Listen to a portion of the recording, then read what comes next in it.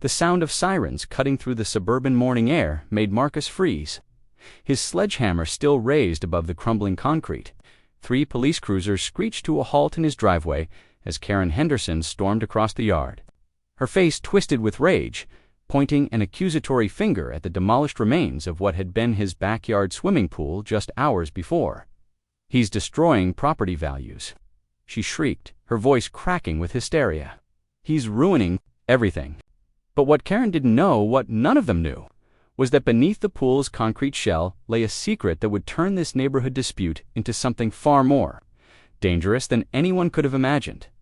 Marcus Rivera wiped the sweat from his forehead as he surveyed the destruction before him. What had been a pristine kidney-shaped swimming pool that morning was now a crater of broken concrete, twisted rebar, and murky water. The sledgehammer felt heavy in his calloused hands, but the weight was nothing compared to the burden he'd been carrying for the past 18 months. The pool had to go. There was no other choice. He'd started at dawn, hoping to get most of the work done before the neighbors began their daily routines. Fat chance of that. Karen Henderson had appeared at her kitchen window before he'd even made the first swing. Her pale face pressed against the glass like a specter of suburban judgment. By 7 a.m., she was standing at the property line, her arms crossed, her mouth moving in what he could only assume was a string of complaints. He was grateful he couldn't hear over the sound of his demolition work. Now, 4 hours later, the pool was nearly gone. And Karen had worked herself into a frenzy that had drawn half the neighborhood to their windows and front porches. "Marcus," the shrill voice cut through the morning air like a buzzsaw. "Marcus Rivera, you stop this madness right now." He set down the sledgehammer and turned to face his neighbor. Karen Henderson was 52, recently divorced, and had apparently decided that policing the neighborhood was her new full-time job. Her bottle blonde hair was pulled back in a severe ponytail, and she wore the kind of athleisure outfit that cost more than most people's monthly grocery budget. Everything about her screamed suburban privilege and barely contained rage. "Morning, Karen," Marcus said, his voice deliberately calm. "Beautiful day for some home improvement, don't you think?" "Home improvement?" Karen's voice pitched higher, approaching dog whistle territory. "You call destroying a beautiful swimming pool home improvement? Do you have any idea what you're doing to our property values?" Marcus picked up a chunk of concrete and tossed it into the growing pile of debris. "My property, Karen, my pool. My choice, your choice, is affecting all of us." She gestured wildly toward the other houses on Maple Street. That pool was a selling point for the entire neighborhood. It was featured in the community newsletter last year as one of our most beautiful backyard features. That was before my daughter drowned in it. The words hung in the air like a physical thing, sharp and cutting. Karen's mouth opened and closed several times, but no sound came out. For a moment, the only noise was the distant hum of a lawnmower. 3 houses down, and the gentle splashing of water still pooled in the deep end of the demolished structure. I know about Sophia," Karen finally managed, her voice softer but still carrying that edge of self-righteousness.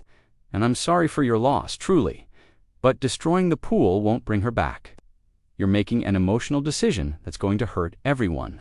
Marcus felt the familiar tightening in his chest, the same sensation he'd experienced every morning for the past year and a half when he looked out his bedroom window and saw that pool. The pool where Sophia had taken her swimming lessons. The pool where she'd spent countless summer afternoons with her friends. The pool where she'd died on a sunny Tuesday afternoon while he was inside making her favorite grilled cheese sandwich. "You're right," he said quietly. "It won't bring her back. But I can't live with it anymore, and I don't need to justify that to you or anyone else." Karen's face flushed red. "You absolutely do need to justify it when your decisions affect property values, when they affect the character of our neighborhood. This is a community, Marcus, not your personal grief therapy session." The sledgehammer was back in his hands before he'd made a conscious decision to pick it up. The weight of it felt good, solid and real, in a world that had felt ephemeral and fragile since Sophia's death. "I think we're done here, Karen." "No, we are not done here." She pulled out her phone, her manicured fingers flying over the screen. "If you won't listen to reason, maybe the authorities will make you see sense." Marcus brought the sledgehammer down on a section of tile work that had somehow survived his earlier assault. The satisfying crack of ceramic breaking apart sent small pieces skittering across the concrete. What authorities would those be? The city planning department. For starters, I doubt you pulled the proper permits for this vandalism, and the homeowners association, and maybe the police, since you're clearly having some kind of breakdown that's affecting the entire neighborhood. Another swing, another section of his past reduced to rubble. There's no HOA on Maple Street, Karen. We talked about forming one 3 years ago, remember? You were all for it until you found out it would limit your ability to paint your house. Whatever color you wanted, there should be an HOA, Karen snapped. Maybe if there was, we wouldn't have to deal with people making unilateral decisions that hurt everyone else. Marcus paused in his work and looked at her directly. Karen Henderson had lived on Maple Street for 8 years, ever since her divorce settlement had afforded her the down payment on her corner lot house. In that time, she'd called the city to complain about everything from his Christmas decorations, being up too early to his lawn, being 2 days overdue for a mowing. She'd organized petition drives to remove a family 6 houses down because their teenage sons occasionally played basketball in their driveway after 8 p.m. She'd somehow made it her personal mission to maintain what she called neighborhood standards, which seemed to translate to whatever Karen Henderson thinks is appropriate, but she'd never lost a child. She'd never had to make the decision between preserving something beautiful and preserving her sanity. I'm going to make some calls, she announced, holding up her phone like a weapon. We'll see how legal this little project of yours actually is. She turned on her heel and marched back toward her house, her phone already pressed to her ear. Marcus watched her go, then returned to his work. He had maybe 6 more hours of daylight, and he wanted the pool completely gone before he went to bed tonight by noon. The first city inspector arrived. Marcus was in the deep end, using a pickaxe to break up the last section of the pool floor when he heard the car door slam in his driveway. He climbed out of the crater to find a young man in a city uniform consulting a clipboard and looking around with the expression of someone who'd drawn the short straw for annoying complaint calls. Mr. Rivera, I'm Dave Peterson with the city planning department. We received a complaint about unpermitted demolition work. Marcus wiped his hands on his jeans. What kind of permit do I need to remove something from my own property? Dave consulted his clipboard. Well, that depends on the scope of the work and whether it affects any city utilities or infrastructure. Mind if I take a look? They walked around to the backyard, where the demolished pool looked like a small-scale archaeological dig. Dave whistled low. This is quite a project. How long have you been working on it? Started this morning. Dave's eyebrows shot up. You did all this in one morning? Marcus shrugged. I was motivated. Dave made some notes on his clipboard, then looked up at the neighboring houses. Marcus followed his gaze and saw faces in several windows, including Karen's pale visage glaring. Out from her kitchen, Look, Mr. Rivera, Dave said, his voice taking on the tone of someone who'd dealt with neighborhood disputes before. You don't need a permit to remove a pool from your own property, as long as you're not affecting city water or sewer lines, which it doesn't look like you are. But I have to ask, are you planning to fill this in properly? Because an open excavation like this could be considered a safety hazard. I'll fill it in, Marcus said. I've got a truck full of dirt coming tomorrow. Good. That should take care of the city's concerns. Dave hesitated, glancing again toward Karen's house. Between you and me, I'd get it filled sooner rather than later. Sometimes these neighborhood complaints have a way of escalating, if you know what I mean. Marcus knew exactly what he meant. By 2 p.m., Karen was back, this time with reinforcements. She'd somehow recruited 3 other neighbors, the Petersons from 2 houses down, Mrs. Chen from across the street, and surprisingly, Bill Morrison from the corner house. Bill was usually the most reasonable person on the block, a retired teacher, who minded his own business and generally tried to stay out of neighborhood drama. They assembled at the property line like a small but determined army. Marcus, Bill called out, his voice carrying the authority of someone who'd managed classrooms full of teenagers for 30 years. Can we talk for a minute? Marcus set down his shovel head, moved on to clearing debris by hand and walked over to the group. Karen stood slightly behind Bill, her arms crossed and her face set in an E.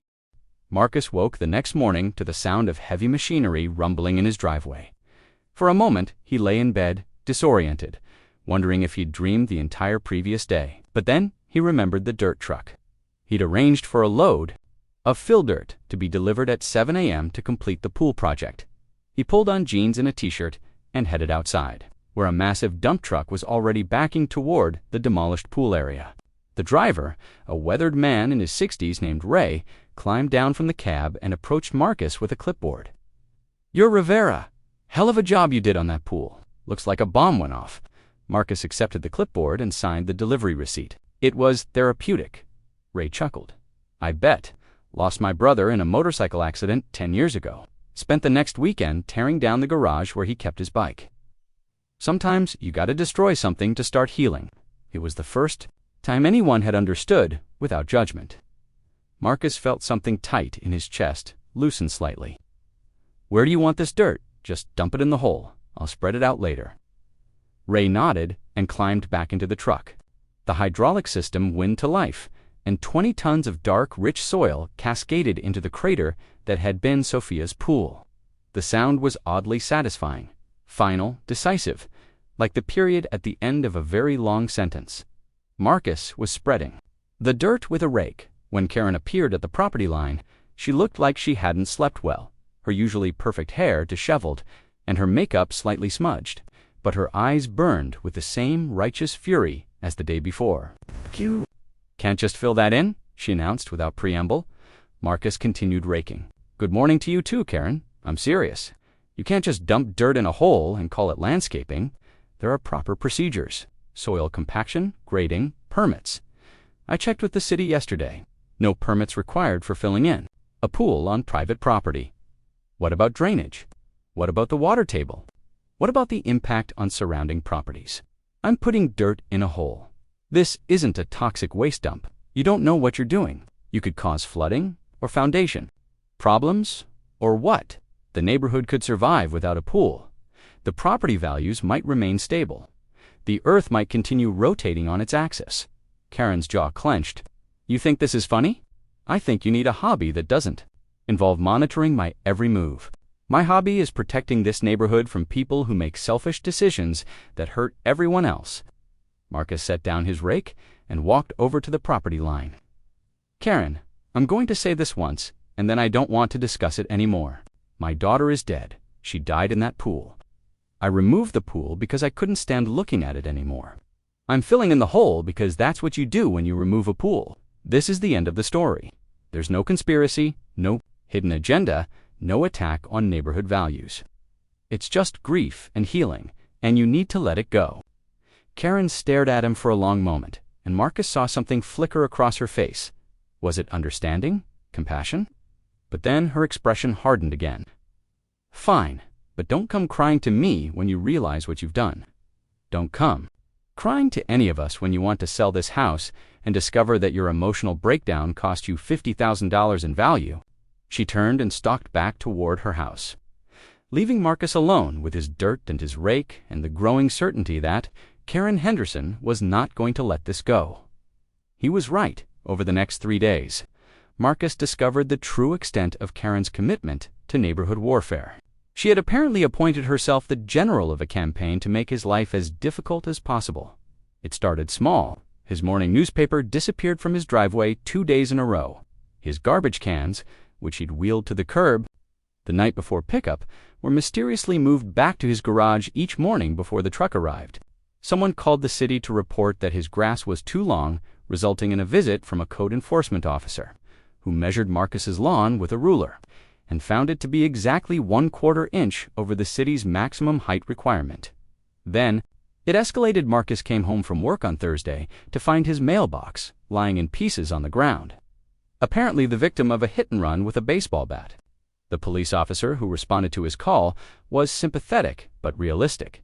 Any idea who might have done this?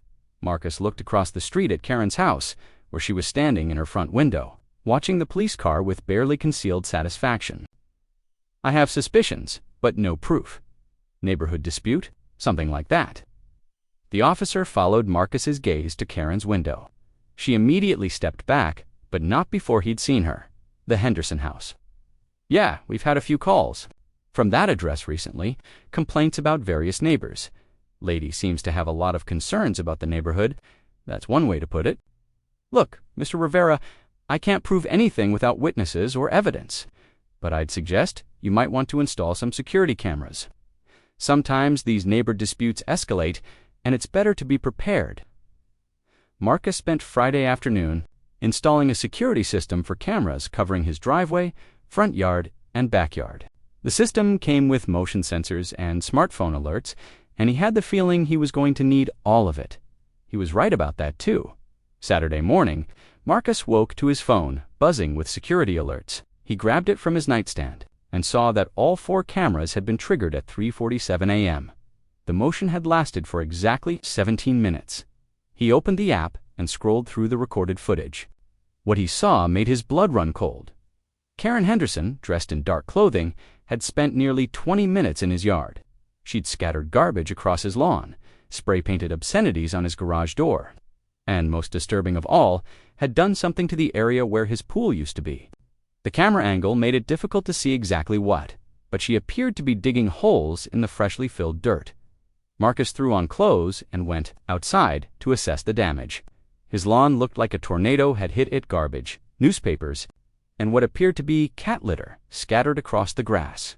His garage door was decorated with words that would have made a sailor blush. And the area where his pool had been was pocked with dozens of small holes, each about the size of a fence post. But it was what Karen had left behind that made Marcus's stomach turn. Scattered across the filled-in pool area were photographs, dozens of them all showing Sophia at various neighborhood events, birthday parties, the annual block party, Halloween trick-or-treating. Someone had taken a black marker and drawn X's over Sophia's face in every single photograph. Marcus knelt and gathered the defaced pictures, his hands shaking with rage. These weren't just random photos, they were pictures that had been taken at neighborhood gatherings, probably by other residents who'd shared them with Karen. The fact that she'd kept them, that she'd deliberately defaced them, that she'd used his dead daughter's image as a weapon in their dispute, ... He pulled out his phone and called the police. Officer Martinez arrived within 20 minutes, followed closely by Sergeant Williams. Both officers surveyed the damage with expressions of professional concern that gradually shifted to disgust as Marcus explained what had happened and showed them the security footage. "This is beyond a neighborhood dispute," Sergeant Williams said grimly.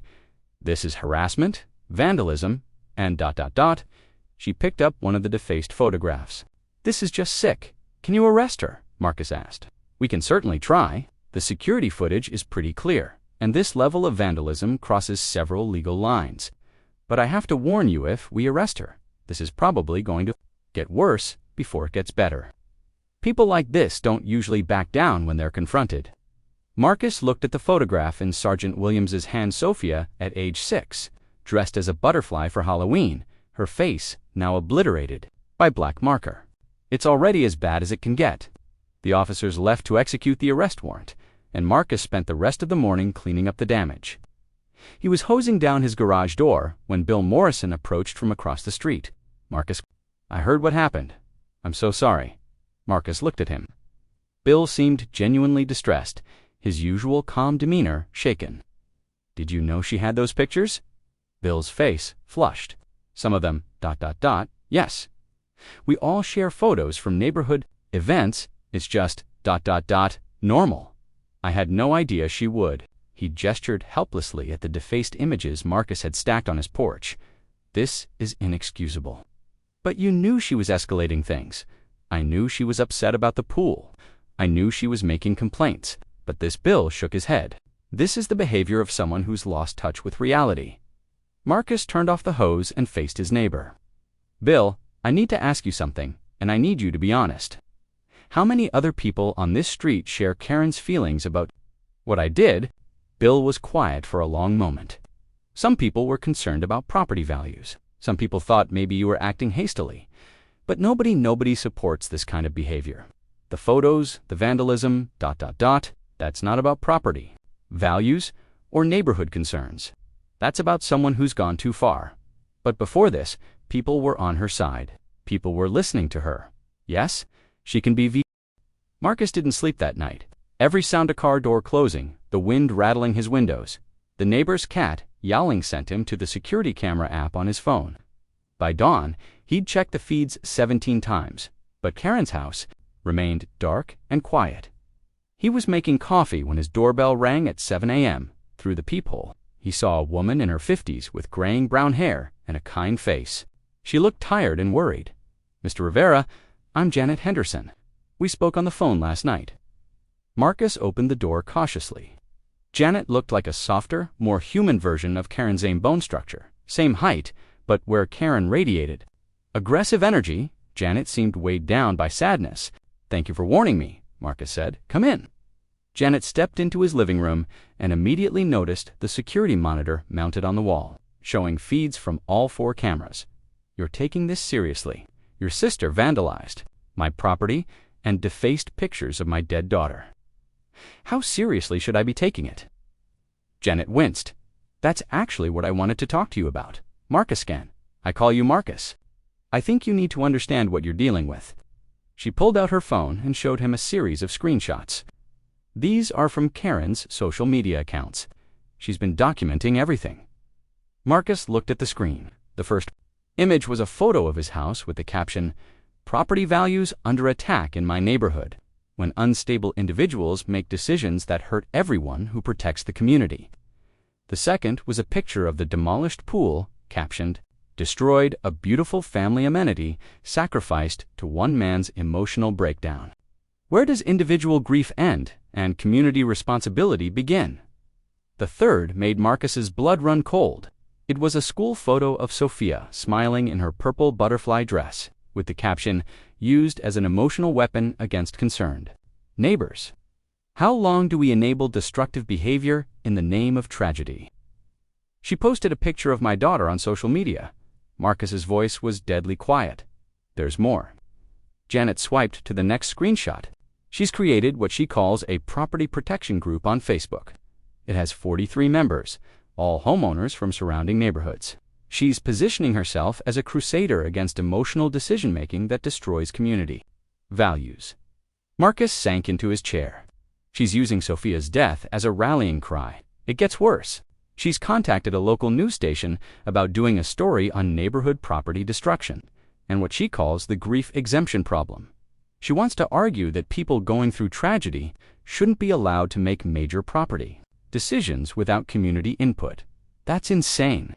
Yes, it is. But Marcus, Karen, is very good at making insane things sound reasonable. She's charismatic when she wants to be, and she knows how to frame arguments in ways that sound logical. The surface. Janet sat down across from him. "There's something else. Something I found in her house last night when I went to check on her after she made bail." She pulled out a manila folder and set it on Marcus's coffee table. "She's been investigating you, and I mean really investigating."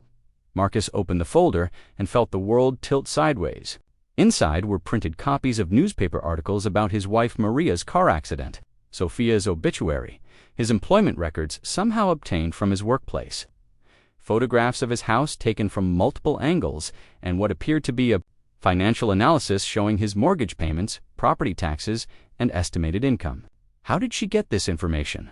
Some of it's public record, death certificates, property records, things like that. But some of it, ... double quotes. Janet looked uncomfortable. Karen has connections. Her ex-husband was a private investigator before he became a lawyer. She still talks to some of his former colleagues. Marcus flipped through the pages. There were photos of him leaving for work, coming home, mowing his lawn. There was a timeline of Sophia's death and the subsequent 18 months, marked with what Karen apparently considered concerning incidents, the few times he'd called in sick to work, the period when he'd let his lawn grow too long, the weekend he'd painted his front door without checking with neighbors first. "She's been watching me for over a year." "It looks that way, Marcus. I think my sister is having some kind of breakdown. This level of obsession isn't normal." "Then why isn't she getting help instead of targeting me?" Janet's laugh was bitter, because Karen doesn't think she's the problem. In her mind, she's the solution. She sees herself as the only responsible adult in a neighborhood full of people who don't understand the importance of community standards. Marcus closed the folder. "What does she want?" "I think she wants you gone. I think she wants you to sell your house and move somewhere else. And if you won't do that voluntarily, She's going to try to make your life so miserable that you have no choice. And if that doesn't work? Janet was quiet for a long moment. I don't know, and that's what scares me. After Janet left, Marcus called in sick to work and spent the morning researching Karen Henderson. What he found was disturbing. Karen's divorce 2 years earlier had been acrimonious and public. Court records showed a pattern of what the attorney had called obsessive monitoring and control behaviors. She'd hired private investigators to follow her husband, had installed tracking software on his devices, and had attempted to get him fired from his job by filing complaints with his employer about his character and reliability. David Henderson had ultimately gotten a restraining order against her after she'd shown up at his new apartment and confronted his girlfriend with what the police report described as a comprehensive dossier of personal information and photographs. More troubling, Marcus found records of 3 previous neighborhood disputes Karen had been involved in. At her previous address, she'd waged a 2-year campaign against a neighbor who'd installed a hot tub without consulting the homeowners association. The dispute had ended only when the neighbor finally sold his house and moved. Before that, she'd filed 17 separate complaints with city code enforcement against a family whose teenage son worked on cars in their driveway. The complaints ranged from excessive noise to unsightly vehicles, to potential environmental hazards from automotive fluids.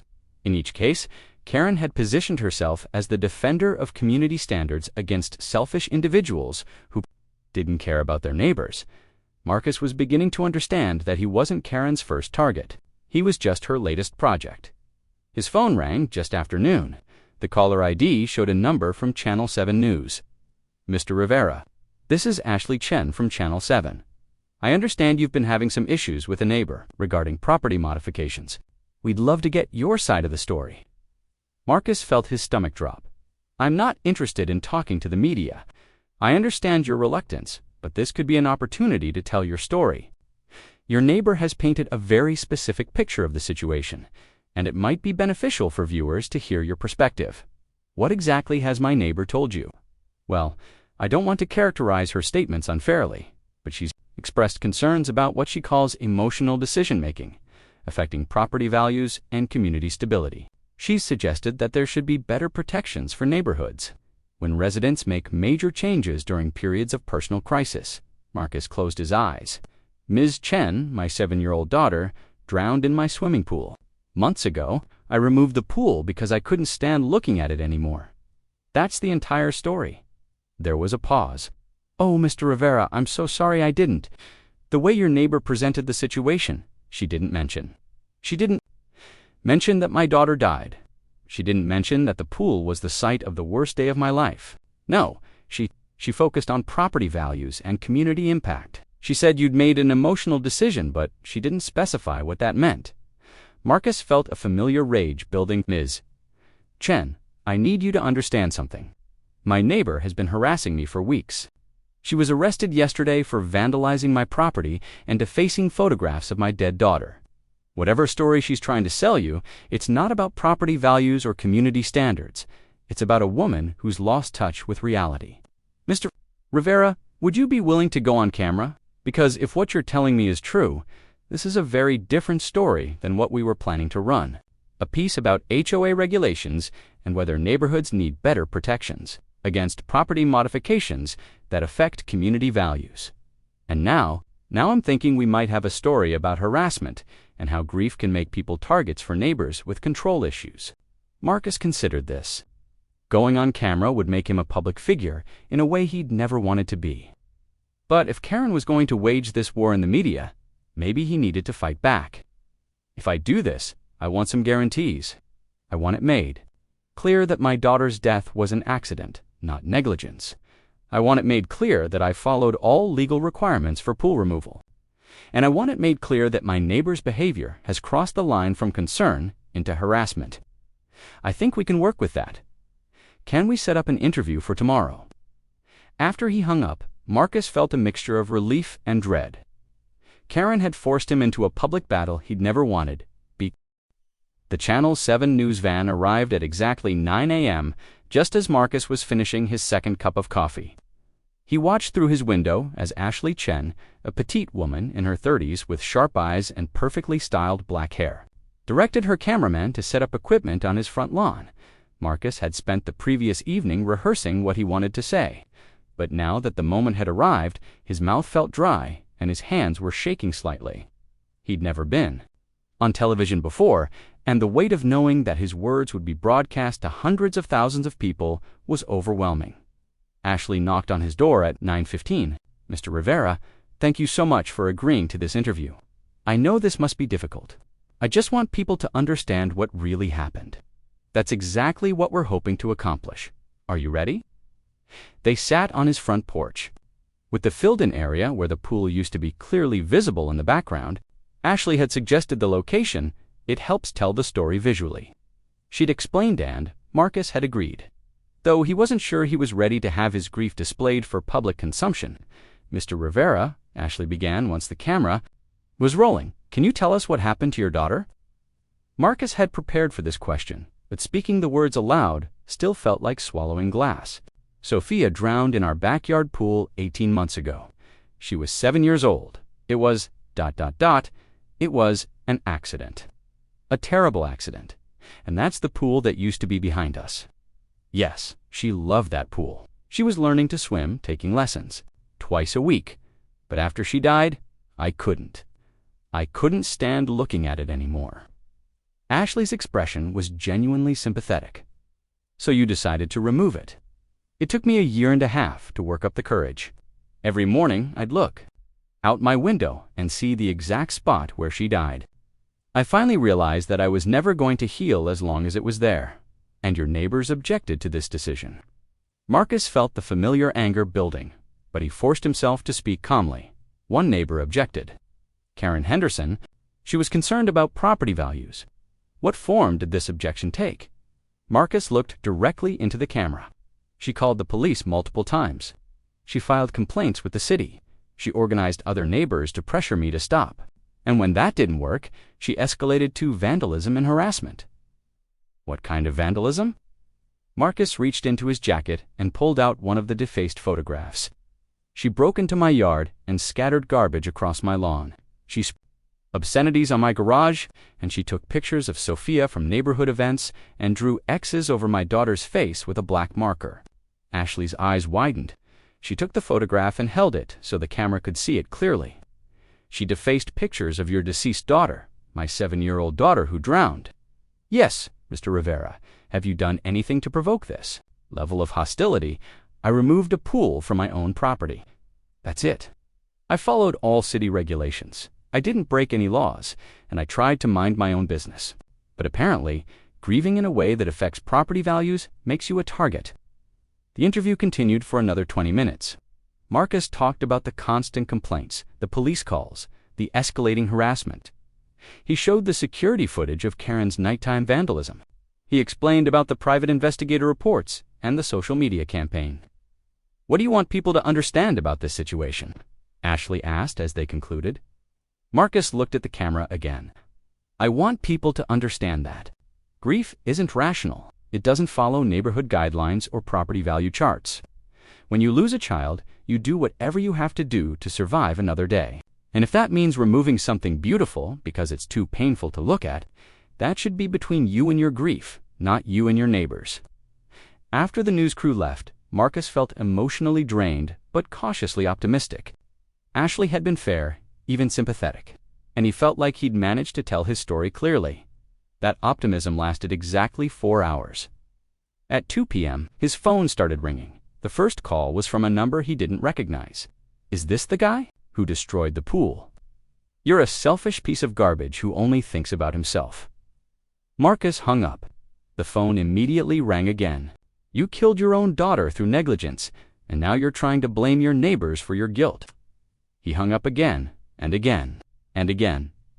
By 4 p.m., he'd received 37 phone calls, ranging from supportive to neutral to viciously hostile. Someone had apparently posted his phone number online, along with his address and a call for people to let him know what they think about selfish neighbors who destroy property values. Marcus turned off his phone and tried to calm down, but 10 minutes later his doorbell started ringing. When he looked through the peephole, he saw a young man with a camera phone filming his front door. "Mr. Rivera, Can you comment on allegations that you're mentally unstable and shouldn't be allowed to own property? Marcus didn't answer the door. The young man rang the bell 17 more times, then walked around to his backyard and started filming through his windows. Marcus called the police, but by the time they arrived, the man was gone. His landline started ringing at 6 p.m. Marcus had forgotten he even had a landline. It was a relic from when Maria was alive, connected to their old answering machine. But someone had found that number 2. "You're going to pay for what you did to that neighborhood," a woman's voice hissed. "People like you don't deserve to live around decent families." Marcus unplugged the landline. At 7 p.m., the Channel 7 Evening News aired his interview. Marcus watched from his living room, all the blinds drawn. Feeling like he was under siege, Ashley Chen had done a good job presenting his side of the story. The piece was sympathetic, focusing on his grief and the unreasonable escalation of neighborhood harassment. They'd blurred out Sophia's face in the defaced photograph, but the impact was still powerful. Ashley's concluding commentary was supportive. While neighbors certainly have the right to be concerned about property values, using a child's death as ammunition in a property dispute crosses every line of human decency. Marcus felt a surge of relief. Maybe this would help people understand his side of the story. Maybe it would put pressure on Karen to back down. He should have known better at 9 p.m. Karen Henderson appeared on Channel 7's late news segment with her own interview. Marcus watched in growing horror as Karen, perfectly made up and dressed in a conservative blue suit, sat across from a different reporter and systematically dismantled everything he'd said 3 hours earlier. "First, let me say that I have nothing but sympathy for Mr. Rivera's loss," Karen began, her voice dripping with false compassion. "No parent should have to endure what he's been through. But sympathy doesn't excuse behavior that hurts an entire community." "What behavior are you referring to?" the reporter asked. "Mr. Rivera has been making increasingly erratic decisions that affect property values for dozens of families. The pool removal was just the latest in a pattern of behavior that suggests someone who isn't thinking clearly about the impact of his actions on others. Can you give us other examples?" Karen was ready with a list. "He's let his lawn grow beyond city regulations multiple times. He's made modifications to his property without consulting neighbors. He's installed an extensive security system that invaded the privacy of surrounding homes, and when concerned neighbors tried to have reasonable conversations with him about these issues, he became hostile and threatening how he's wielded tools in a menacing manner during conversations. He's made statements about death and violence. He's used his security cameras to spy on neighbors. And most concerning, he's now trying to use his daughter's death to deflect criticism of behavior that was problematic long before this pool incident." Marcus stared at the screen in disbelief. Karen was presenting a completely different version of reality, one where he was an unstable, threatening neighbor who'd been causing problems for months. "What about the vandalism charges against you?" the reporter asked. Karen's expression shifted to one of wounded innocence. "Those charges are based on manipulated security footage and false accusations. Mr. Rivera has been systematically trying to discredit anyone who questions his behavior. The truth is, I found those photographs scattered in his yard after a windstorm. I was simply collecting them to return them to their rightful owners, the neighbors who'd taken them at community events. Mr. Rivera has twisted this act of kindness into something sinister because he can't accept that his actions have consequences. And the spray painting never happened. Mr. Rivera damaged his own property and blamed me to deflect attention from his increasingly erratic behavior." The reporter leaned forward. "These are serious allegations. Do you have evidence to support them?" Karen smiled, the same cold, calculating smile Marcus had come to know so well. "I have documentation of every interaction with Mr. Rivera, including witness statements from multiple neighbors. What I don't have is a media-friendly sob story to distract from the facts."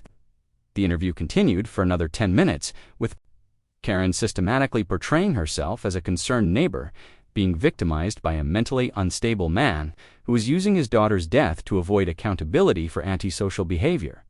When it ended, Marcus sat in his darkened living room. Marcus didn't sleep that night. Instead, he sat at his kitchen table with a legal pad, mapping out everything he knew about Karen Henderson, her divorce records, her previous neighborhood disputes, her social media posts, her connections to private investigators and media contacts. By dawn, he had filled 12 pages with what amounted to a psychological profile of a woman whose need for control had evolved into something pathological. But profiles wouldn't save his job or stop the CPS investigation. He needed evidence. Real evidence that would expose Karen's pattern of harassment and manipulation. The answer came to him as he watched the sunrise.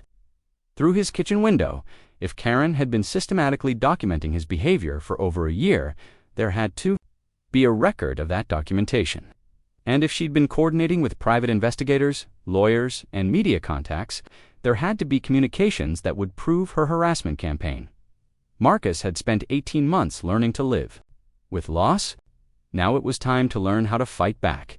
His first call was to David Henderson, Karen's ex-husband. Marcus found his number through the divorce records, which were public information.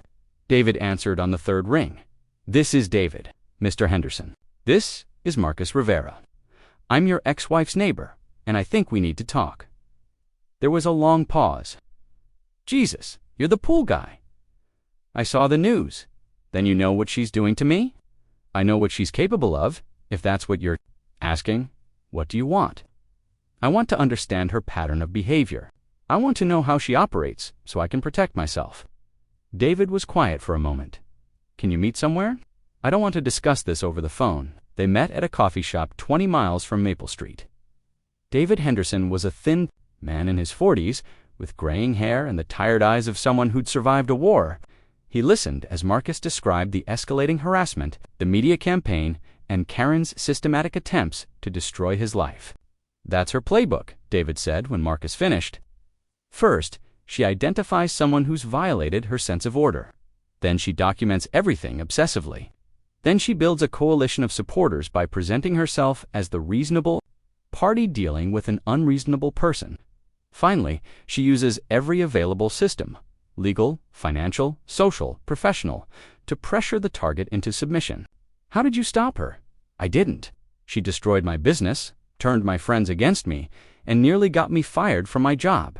I only escaped because I could afford better lawyers than she could." David leaned forward.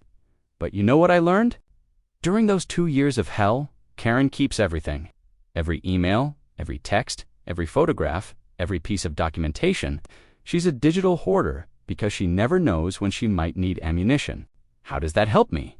"Because if you can get access to her files, you'll find evidence of everything the private investigator reports. The coordination with media contacts, probably communications, that show she knew exactly how unhinged her behavior was." Marcus felt a spark of hope. "How would I get access?" David smiled grimly. "Marcus, you're a victim of systematic harassment. You have the right to request discovery if this goes to court. But, more importantly, Karen's sister still has a key to her house." That afternoon, Marcus called Janet Henderson. "Janet, I need your help with something, and I need you to think very carefully before you answer." "What kind of help?" "I need to find evidence of Karen's harassment campaign. David thinks she keeps digital records of everything." Janet was quiet for a long time. "Marcus, what you're asking? That's breaking and entering. I'm asking you to help me document crimes that have been committed against me. Karen has hired private investigators to stalk me. She's coordinated a media campaign based on lies, and she's apparently filed false reports with CPS. If there's evidence of that in her house, I have a right to know about it. I can't break into my sister's house. You don't have to break in. You have a key." Another long pause. "Even if I did this, even if we found evidence, it probably wouldn't be admissible in court. I don't need it to be admissible in court. I need it to be public. Karen's been using social media and news interviews to destroy my reputation. If I can prove she's been lying, I can use the same tools to expose her. Marcus, if we get caught, then we get caught. But Janet, your sister is trying to destroy an innocent man because he removed a swimming pool where his daughter died. At some point, doing the right thing has to matter more than avoiding consequences." That evening, while Karen was at what Janet called her weekly strategy meeting, apparently a gathering of neighborhood watch volunteers, where she held court about community protection, Marcus and Janet entered Karen's house. What they found was worse than either of them had imagined. Karen's home office looked like the headquarters of a military campaign. The walls were covered with printed photographs of Marcus's house, his car, and Marcus himself, taken from various angles and distances. A large whiteboard displayed a timeline of what Karen called incidents, starting with Sophia's death and continuing through the pool, removal, and beyond. But it was Karen's computer that contained the real evidence. Marcus sat at her desk while Janet stood watch, and together they uncovered the full scope of Karen's obsession. There were folders labeled Target Research, Media Strategy, Legal Options, and Community Building.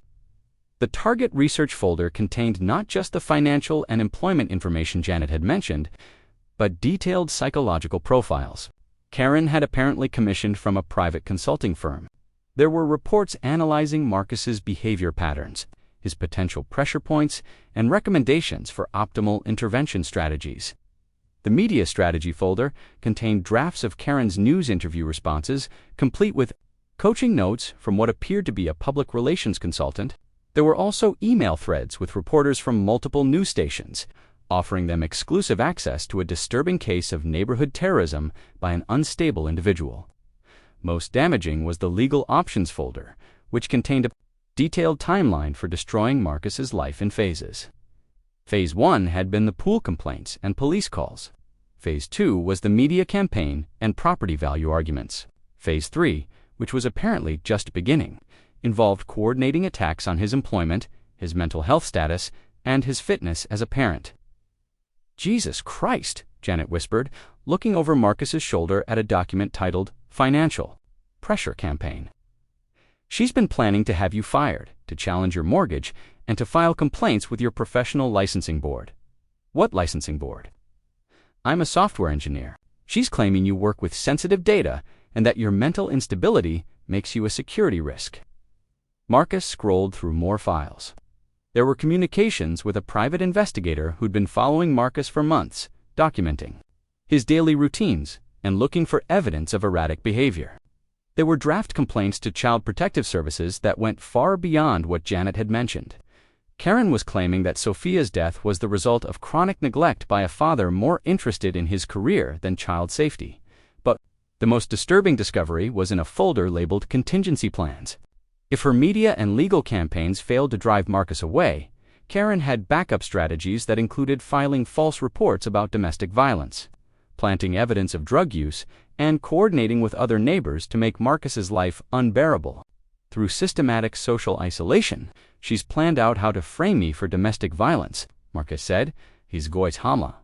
She's got a timeline for planting evidence in my garbage and calling in anonymous tips."